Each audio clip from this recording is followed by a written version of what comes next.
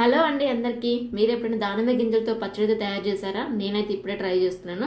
దానిమ్మ గింజలు అంటే మనం పండిని అనుకుంటారేమో, కాదండి. పసకలు ఉంటాయి కదా, వాటితోనైతే గింజలు ఒలుచుకొని పెట్టుకున్నాను.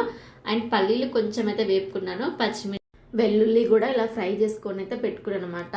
సో రెగ్యులర్గా వేసే పచ్చళ్ళలానే ఉంటుంది, కానీ టేస్ట్ అయితే చాలా పుల్లగా ఉందన్నమాట. దానిమ్మ కాయలను బట్టి అయితే పులుపు అయితే ఉంటుంది, కాస్త చూసుకొని వేసుకోండి. సో ఇంకా ఇవన్నీ ఫ్రై చేసుకున్నాక వీటిని ఒక మిక్సీ జార్లో తీసుకొని వీటిని అయితే పేస్ట్ అయితే చేసుకోవాలి.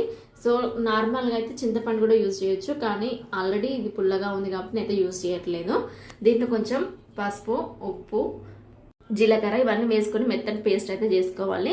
ఇంకా దీన్ని అయితే మనం పోపు పెట్టుకుంటే సరిపోతుంది అనమాట. పోపులోకి అయితే మనం పోపు దినుసులు వేసుకొని పోపు పెట్టేసుకోవాలి. ఇదైతే నార్మల్గా ఇడ్లీకి కానీ దోశకి కానీ చాలా బాగుంది. రైస్లోకి కూడా బాగానే ఉంది, కానీ దానికి సపరేట్ ఇంకొక కర్రీ కూడా ఉంటే ఇంకా బాగుంటుంది. వీడియో నచ్చితే లైక్ చేయండి.